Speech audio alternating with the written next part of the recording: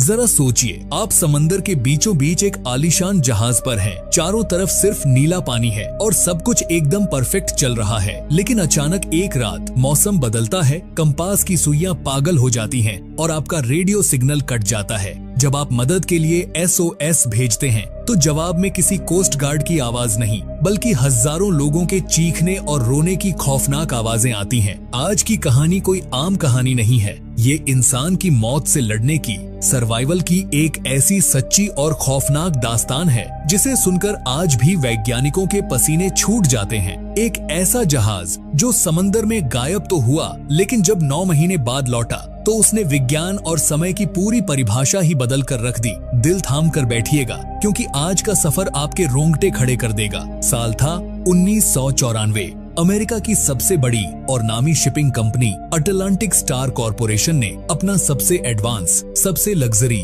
और आलीशान पैसेंजर जहाज समंदर में उतारने का फैसला किया। इस विशाल जहाज का नाम था MS ओशनिक ग्लोरी। इसे उस वक्त का इंजीनियरिंग मार्वल कहा जा रहा था, जो टाइटैनिक से भी ज्यादा सुरक्षित माना गया। 13 नवंबर की सुबह थी, दिन था शुक्रवार, जिसे पश्चिमी देशों में और खासकर समंदर के नाविकों के बीच बहुत मनहूस और अपशकुन माना जाता है। लेकिन साइंस और टेक्नोलॉजी के नशे में चूर कंपनी को इन पुरानी बातों से कोई फर्क नहीं पड़ता था। ये जहाज न्यूयॉर्क के बंदरगाह से इंग्लैंड के लिए अपने पहले और सबसे अहम सफर पर निकलने के लिए तैयार था। जहाज पर कुल 400 लोग सवार थे, जिनमें 150 बेहद प्रोफेशनल और काबिल क्रू मेंबर्स थे और 250 VIP पैसेंजर्स थे, जो अपनी लाइफ का सबसे बेहतरीन सफर एंजॉय करने आए थे। इस पूरे जहाज की कमान सौंपी गई थी कैप्टन आर्थर ब्लेक के हाथों में। कैप्टन ब्लेक कोई आम इंसान नहीं थे। उनके पास समंदर का 35 सालों का तजुर्बा था, लेकिन तजुर्बे से ज्यादा उनके अंदर घमंड भरा हुआ था। सफर शुरू होने से ठीक पहले जब मीडिया ने उनसे बात की तो उन्होंने कैमरे पर हंसते हुए कहा था, दुनिया का कोई भी तूफान, चाहे वो खुद भगवान ही क्यों न भेजें, मेरे इस जहाज को नहीं डुबा सकता। उनके साथ इस सफर में फर्स्ट ऑफिसर डेविड कार्टर और चीफ इंजीनियर थॉमस वैन भी मौजूद थे।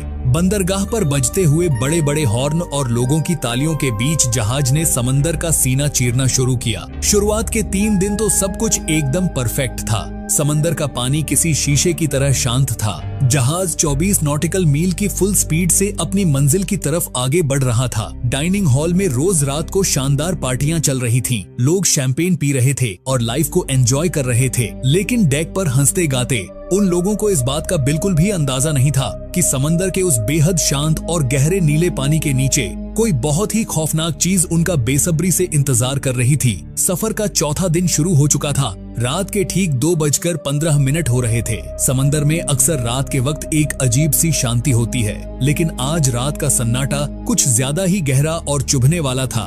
First officer David Carter control room bridge में अपनी नाइट शिफ्ट पर थे। वो अपनी कॉफी का कप लेकर रडार स्क्रीन की तरफ मुड़े ही थे कि अचानक उनके हाथ से कप छूटकर जमीन पर गिर गया। उनके माथे पर ठंडे पसीने की बूंदें चमकने लगी। रडार स्क्रीन पर जो दिख रहा था वो किसी भी इंसान का दिमाग सुन्न करने के लिए काफी था। रडार दिखा रहा था कि समंदर की गहराई में जहाज के बिल्कुल नीचे और बहुत ही करीब कोई बेहद विशाल चीज तैर रही है। वो चीज कोई व्हेल या सबमरीन नहीं थी, बल्कि वो उनके इतने बड़े जहाज से भी कई गुना बड़ी थी। डेविड का दिल झोर झोर से धड़कने लगा। उन्होंने अपनी नजरें रडार से हटाईं और दौड़कर ब्रिज के बड़े से शीशे से बाहर समंदर की तरफ झांका, लेकिन बाहर सिर्फ घुप अंधेरा था। आसमान में न कोई चांद था, न तारे, और समंदर का पानी किसी काली स्याही जैसा लग रहा था। कुछ भी दिखाई नहीं दे रहा था।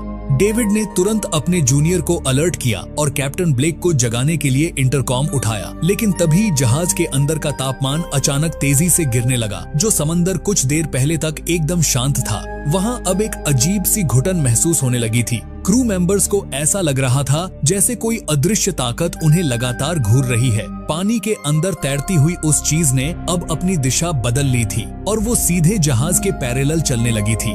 डेविड समझ चुके थे कि कुछ बहुत बुरा होने वाला है, लेकिन वो चाहकर भी कुछ नहीं कर पा रहे थे। ये वो पल था जब जहाज पर मौजूद 400 लोगों की जिंदगी हमेशा के लिए एक ऐसे रास्ते पर मुड़ने वाली थी जहां से वापस आने का कोई रास्ता किसी नक्शे में मौजूद नहीं था। ठीक रात के 3 बजे जहाज के अंदर कुछ ऐसा हुआ जिसने सबकी रूह कंपा कर रख दी।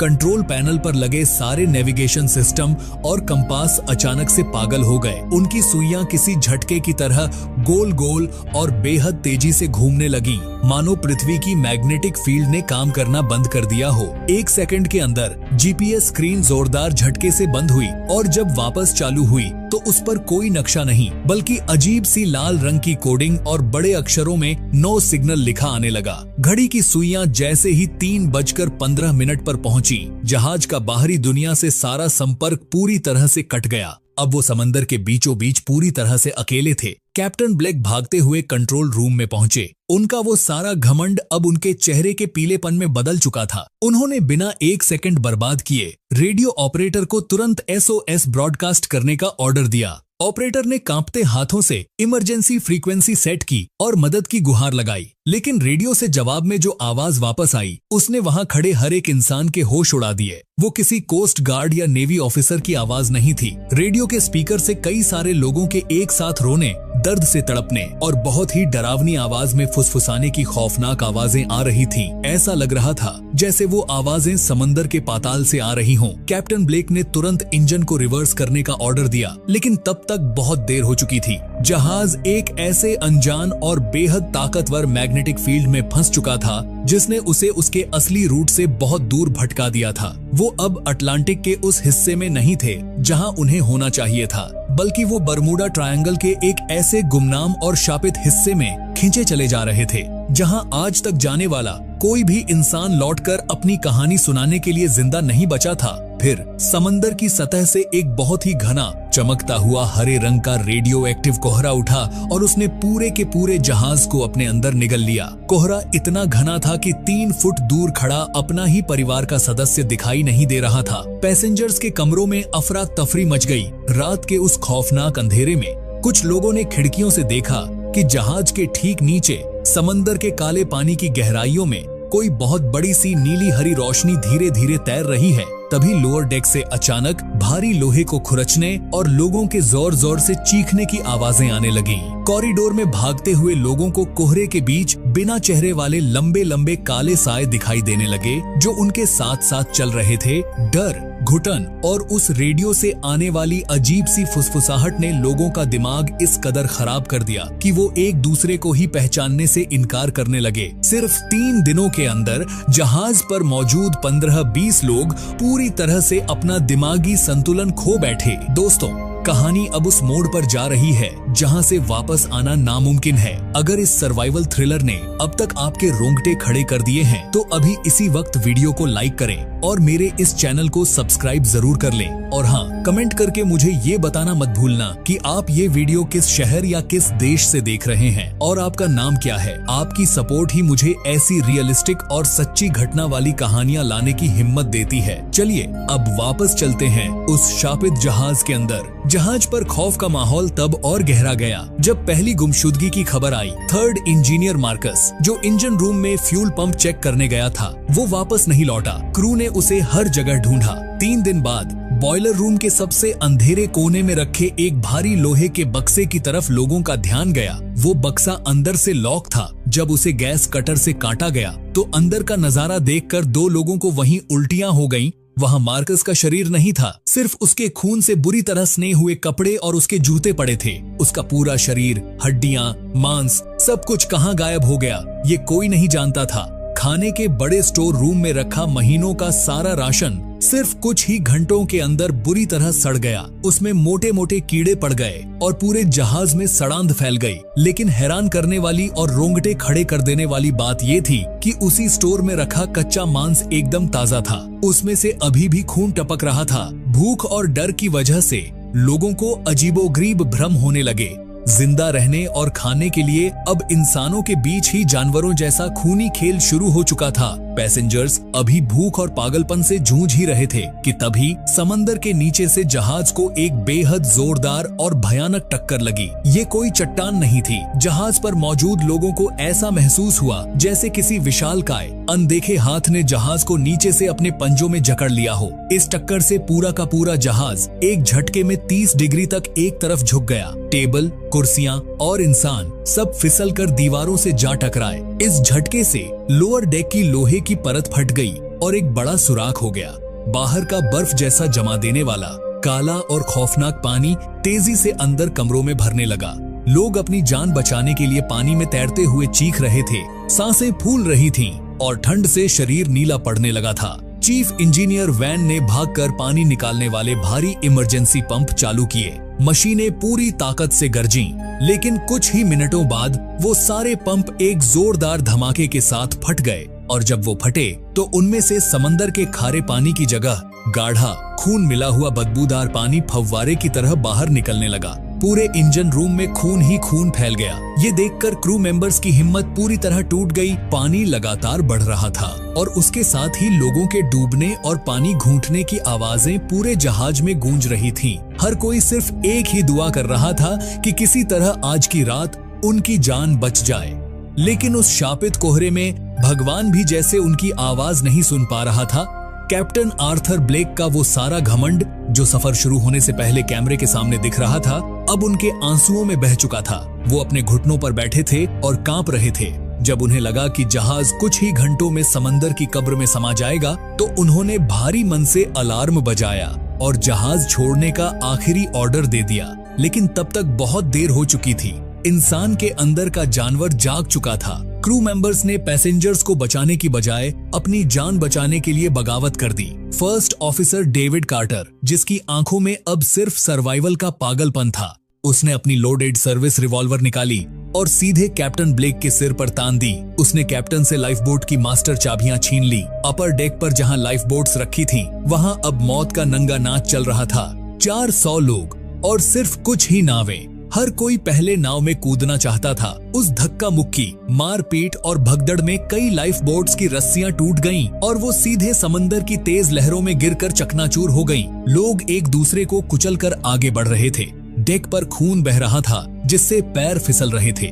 किसी तरह सिर्फ 2 लाइफ बोट्स ही सही सलामत पानी में उतारी जा सकी, जिनमें जान की भीख मांगते हुए करीब 60 लोग बैठ पाए। डेविड कार्टर ने रस्सी काटी और वो 60 लोग उस घने हरे कोहरे में समंदर की लहरों के बीच अपनी जान बचाकर निकल गए। लेकिन पीछे जहाज पर रह गए 340 लोग, जिनमें औरतें और बच्चे भी थे। वो उसी डूबते हुए, चीखते हुए शापित जहाज में मौत का इंतजार करने के लिए छूट गए। उनकी चीखें धीरे धीरे उस कोहरे में दफन हो गईं। कैप्टन ब्लेक ने लाइफ बोट्स को जाते हुए देखा और वापस अपने केबिन में आ गए। उन्होंने अपनी लॉगबुक खोली और कांपते हाथों से अपनी जिंदगी की आखिरी लाइन लिखी। ईश्वर हम सभी को माफ करे, मेरी गलती ने सबको मार डाला। यहाँ समय पूरी तरह से रुक गया है। हम नर्क के दरवाजे पर खड़े हैं और मुझे उनकी आवाजें आ रही हैं। वो हमें लेने आ रहे हैं। ये लिखकर उन्होंने अपनी आंखें बंद कर ली। लेकिन कहानी का असली खौफ तो उन 60 लोगों के साथ जुड़ा था जो लाइफ बोट लेकर भागे थे। उन्होंने रात भर उस ठंडे समंदर में लहरों से लड़ाई लड़ी। जब अगली सुबह वो हरा कोहरा थोड़ा छंटा और सूरज की पहली किरण निकली, तो उन्होंने जो देखा उससे उनके दिल की धड़कनें रुक गईं। वो समंदर में कहीं आगे नहीं गए थे। पूरी रात नाव चलाने के बाद भी वो बस उस कोहरे के अंदर अपने ही उस विशालकाय जहाज के गोल गोल चक्कर लगा रहे थे। वो एक इन्फिनिट लूप में फंस चुके थे, जहां से बाहर निकलने का कोई दरवाजा नहीं था। अगली सुबह जब दुनिया के लिए सूरज निकला, तो समंदर एकदम खाली था। कोई हरा कोहरा नहीं, कोई तूफान नहीं, लेकिन ओशनिक ग्लोरी का समंदर की सतह से नामो निशान मिट चुका था। अमेरिका में हाहाकार मच गया। यूएस नेवी और कोस्ट गार्ड ने अपने सबसे एडवांस हेलीकॉप्टर्स और शिप लगाकर लगातार 3 महीने तक समंदर का चप्पा चप्पा छान मारा। लेकिन उन्हें उस जगह पर सिर्फ समंदर का नीला पानी मिला। न कोई मलबा, न किसी इंसान की लाश और न ही ऑयल स्पिल। बस एक टूटी हुई, आधी जली हुई लाइफ जैकेट मिली, जिस पर ओशनिक ग्लोरी लिखा था। पूरी दुनिया ने मान लिया कि जहाज अपने 400 यात्रियों के साथ समंदर की गहराइयों में हमेशा के लिए दफना हो चुका है। किनारे पर रोते हुए परिवारों ने अपने लोगों का अंतिम संस्कार तक कर दिया था। लेकिन इस कहानी का असली क्लाइमैक्स और सस्पेंस तो अब शुरू होता है। इस घटना को बीते हुए ठीक 9 महीने हो चुके थे। दुनिया आगे बढ़ चुकी थी। अगस्त 1995 की एक गहरी और सुनसान रात में मियामी के तट पर कोस्ट गार्ड के रडार में अचानक एक बीप की आवाज हुई। एक बहुत ही भारी सिग्नल समंदर से उनकी तरफ आ रहा था। जब रेस्क्यू टीम अपनी बोट्स लेकर उस लोकेशन पर पहुंची और उनके सर्चलाइट की तेज रोशनी सामने वाली चीज पर पड़ी, तो वहां खड़े हर एक ऑफिसर के पैरों तले जमीन खिसक गई। उनके सामने कोई और नहीं बल्कि ओशनिक ग्लोरी खड़ा था। लेकिन ये कैसे मुमकिन था? जहाज की हालत देखकर ऐसा लग रहा था जैसे वो 9 महीने नहीं बल्कि पिछले 100 सालों से समंदर के पाताल में पड़ा हुआ हो। उसकी पूरी लोहे की बॉडी बुरी तरह जंग खा चुकी थी। उस पर समंदर की मोटी मोटी हरी काई जमी हुई थी। रेस्क्यू टीम अपनी गन और फ्लैशलाइट लेकर धड़कते दिल के साथ जहाज के अंदर दाखिल हुई। अंदर का नजारा उनके होश उड़ाने वाला था। डाइनिंग हॉल की टेबल पर खाना एकदम गर्म रखा था। सूप में से भाप निकल रही थी, लेकिन उसी हॉल के फर्श पर लाशों की भयानक सड़ांध फैली थी। पैसेंजर्स के गहने, उनके महंगे कपड़े और जूते कुर्सियों पर बिल्कुल वैसे ही रखे थे जैसे उनके शरीर के अंदर से इंसान अचानक हवा में गायब हो गए हों। लोअर डेक की तरफ जाने पर उन्हें क्रू मेंबर्स के पुराने कंकाल मिले। 400 में से 250 लोगों का कोई अता पता नहीं था। वो हवा में उड़ चुके थे। टीम को लगा कि जहाज पर कोई जिंदा नहीं है, लेकिन तभी रेस्क्यू टीम के कानों में जहाज के सबसे नीचे मौजूद कोल्ड स्टोरेज से लोहे को पीटने की लगातार आवाजें आने लगी। अब के एनीमे टीम को लगाकर रेस्क्यू टीम ने तुरंत गैस कटर मंगवाया और कोल्ड स्टोरेज का वो भारी बर्फ से जमा दरवाजा तोड़ दिया। अंदर जाते ही जो नजारा उन्होंने देखा वो किसी को भी रुला देने वाला था। अंदर 150 लोग जिंदा मिले, लेकिन उनकी हालत इंसानों जैसी नहीं थी। वो सब के सब अधमरे थे। उनका शरीर सूख कर हड्डियों का ढां आंचा बन चुका था और वो पूरी तरह से पागल हो चुके थे। वो एक दूसरे से चिपक कर अंधेरे में कांप रहे थे। उन्हीं में से एक था फर्स्ट ऑफिसर डेविड कार्टर, जिसके हाथों से खून बह रहा था। जब रेस्क्यू टीम ने उसे उठाया और कहा कि तुम सुरक्षित हो, 9 महीने बाद तुम लोग वापस आ गए हो, तो कार्टर ने अचानक रेस्क्यू ऑफिसर का कॉलर पकड़ लिया। उसकी आंखें फटी हुई थीं और वो पागलों की तरह चीख कर बस एक ही बात बार बार दोहरा रहा था, 9 महीने, तुम क्या बकवास कर रहे हो? हम तो सिर्फ 3 हफ्ते पहले निकले थे। सिर्फ 3 हफ्ते। दुनिया के लिए भले ही 9 महीने बीत चुके थे, लेकिन जब उन 150 लोगों को हॉस्पिटल ले जाया गया तो मेडिकल साइंस भी कांप उठी। डॉक्टर्स की पूरी टीम ने कंफर्म किया कि इन लोगों के शरीर पर 9 महीने का कोई असर नहीं है। इनके बायोलॉजिकल क्लॉक के हिसाब से ये सच में सिर्फ 3 हफ्ते से भूखे थे। अमेरिका की सरकार ने इस पूरी घटना से घबराकर रातों रात इसे खराब मौसम और तूफान का नाम देकर फाइल हमेशा के लिए सील कर दी। उस जगह का नाम द डेविल्स आई पड़ गया, जहां से आज तक कोई जहाज गुजरने की हिम्मत नहीं करता। लेकिन सबसे बड़ा झटका दुनिया को तब लगा जब 5 साल बाद साल 2000 में इंग्लैंड के एक पागल खाने में सड़क से उठाया गया एक अज्ञात बूढ़ा आदमी मिला। जब पुलिस ने उसकी उंगलियों के निशान लिए तो वो निशान उस जहाज के कैप्टन आर्थर ब्लेक के थे। वो कैप्टन जो रेस्क्यू के वक्त जहाज पर मौजूद ही नहीं था, वो वहां कैसे पहुंचा? ये राज 25 सालों तक फाइलों में दफन रहा। लेकिन हाल ही में कार्टर के पोते को अपने दादा की एक पुरानी डायरी और कैप्टन ब्लेक की खून से सनी वो लॉगबुक एक पुराने संदूक से मिली। उन सबूतों के आधार पर आज एक किताब मौजूद है जिसका नाम है द 315 पैराडॉक्स। आज भी विज्ञान के पास इसका कोई जवाब नहीं है कि अगर वो लोग 9 महीने बाद लौटे और उनके लिए सिर्फ 3 हफ्ते का समय बीता था, तो बाकी के 8 महीने और 1 हफ्ता वो जहाज आखिर किस दुनिया में, किस डायमेंशन में फंसा हुआ था? क्या हमारे इस समंदर के नीचे कोई और ही दुनिया है जो इंसानों के समय के साथ खेल रही है? सच में समंदर के उस अंधेरे में टाइम ट्रैवल या किसी दूसरे डायमेंशन का कोई रहस्यमयी दरवाजा मौजूद है, या फिर ये प्रकृति का कोई ऐसा खौफनाक सच है जिसे हम इंसान कभी समझ ही नहीं सकते? अपनी राय मुझे कमेंट्स में जरूर बताइएगा। अगर इस कहानी ने, इस सर्वाइवल की जंग ने सच में आपके रोंगटे खड़े किए हों और आपको सोचने पर मजबूर कर दिया हो, तो वीडियो को अभी लाइक करें। और हाँ, अगर आपने मिड वीडियो में सब्सक्राइब नहीं किया था तो अब चैनल को सब्सक्राइब करके बेल आइकॉन जरूर दबा लें, ताकि ऐसी रियलिस्टिक और रोंगटे खड़े कर देने वाली कहानियां मैं आप तक लाता रहूं। मिलते हैं अगली ऐसी ही किसी खौफनाक और सच्ची दास्तान के साथ।